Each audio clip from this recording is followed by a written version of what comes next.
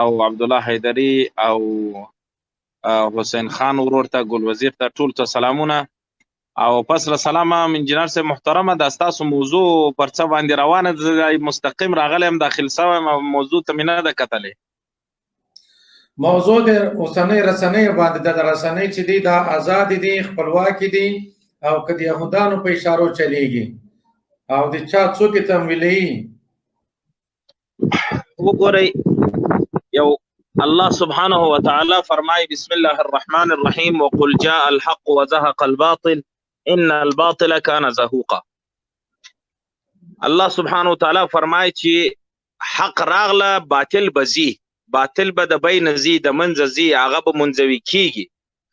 او باطل به تلونکي وي، خامخا به تلونکي وي او زی د بین زی.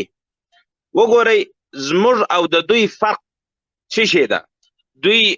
د دلایلو په میدان کې تاسو همیشه فکر وکړئ د دوی سره د دوی د خیاطانو هغه د دوی مبارزین چې ورته وایي کله موږ وایو قال الله تبارک وتعالى، دوی وایي چې قال اشرف غنی بابا، موږ وایو قال رسول الله صلی الله علیه وسلم، دوی وایي قال پرویز مشرف، موږ وایو قال امام ابو حنیفه رحمه الله، دوی یو بل ایسا یا سیایی هغه یو انګریز نوم واخی. همیشه وګوره دا درې کاله مبارزه چې روانه ده، که د قاري صاحب سعید خوستی ده، که نور ملګري دي هغه چې علما دي، د قال الله د قال رسول نه دي تیر. او په دا درې کلونو کې دوی ته یو سړی ما په دوی کې والله العظیم که پیدا کړي چې دوی راغلي د یو ادنا طالب العلم سره دوی مباحثه کړی وسی او نه به هم مباحثه کولی سي. تاسو فکر وکړئ چې کله د قرآن نوم دوی ته اخی، دوی د قرآن نه بس بالا زی نور بحثونه سر راواخي، نور بحثونه سر راپورته کی چې کله ته ورته وای دا قرآن خو د ټول امت د پاره دا قانون ده، دا د نبی علیه السلام په وخت باندې محدود نه ده او نه نبی علیه السلام د خپل د نبوت او خپل د عمر په اندازه پورې محدوده ده، بلکې نبی علیه السلام انی رسول الله الیکم جمیعا، دا جمیعا چې ده د ازله و هم د نبی علیه السلام د وخت نیولې تر دغه دمه پورې. او همدغه رقم قرآن چې ده دا مسلمانانو د پاره د قرآن کریم داسې یو قانون ده چې تر آخره چې دا دنیا ختمیږي، تر هغه څو چې دا قیامت راځي نو دا قرآن به د مسلمانانو قانون وي چې ځان ته څوک مسلمان ووایي. الله سبحانه وتعالی فرمایي فذکر ان الذکر تنفع المؤمنین یا فذکر بالقرآن من یخاف وعید. الله جل جلاله وای پند په قرآن باندې ورکه او قرآن وای مسلمانانو ته نفع رسوي او په قرآن باندې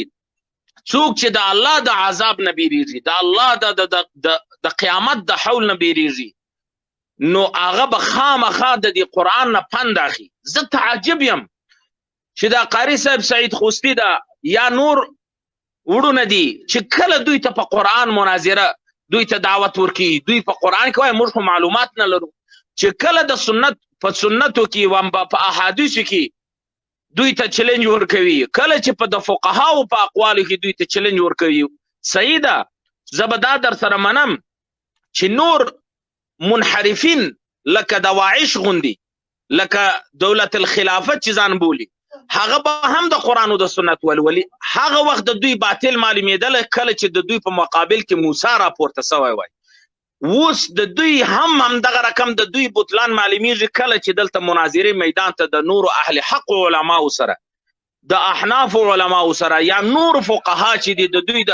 علماو سره د دوی په مقابل کې راځي. نو اوس دا د دوی رسنۍ چې دي دوی خپل اقرار دی چې شریعتیال صاحب خبر دې راټولې کړه چې دا مخالفینو ته وخت ورکو. صحیح، قاری صاحب په کار وخت کې چارج کم وي. صحیح. اوس نو وګوره د رسنیو په باره کې تا خبره وکړه، دا د رسنیو موضوع چې ده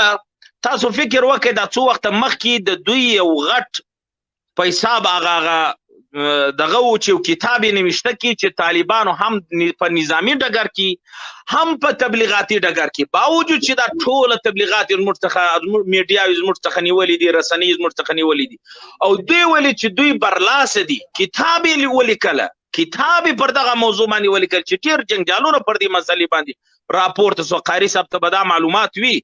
تر ما بهتره به معلومات لري وین ډېر جنجالونه پر دغه باندې پورته سو اوس هم لکه قاري صاحب چې وویله که موږ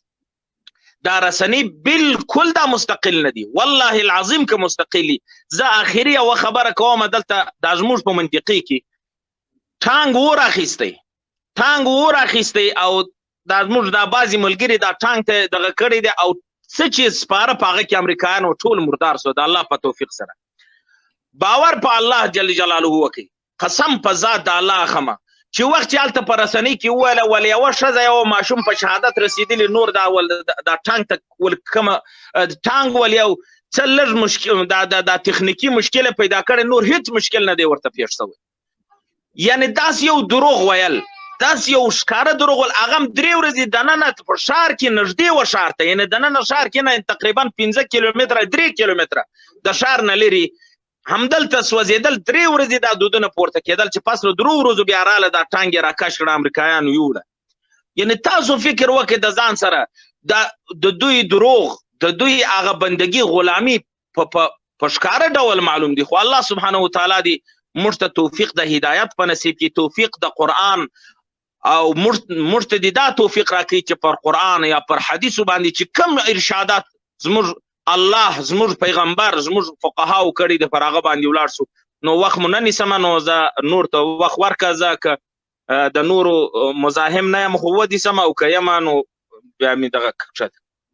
الله دې خوشحاله بس لږ انتظار وکړو به ګورو که چېرته نفر زیات شو به مغسات ګورو انشاءالله شریعتیان صاحب الله دې اجر درکړي ژوندی دې وي دی دې انجینر صاحب را سره وي او بالکل دی مکته کوه که کله کوم چا سوال درلود دی به یې ځواب ووایي مهرباني دا ورورو مهرباني وکړه مایک دې خلاص کړه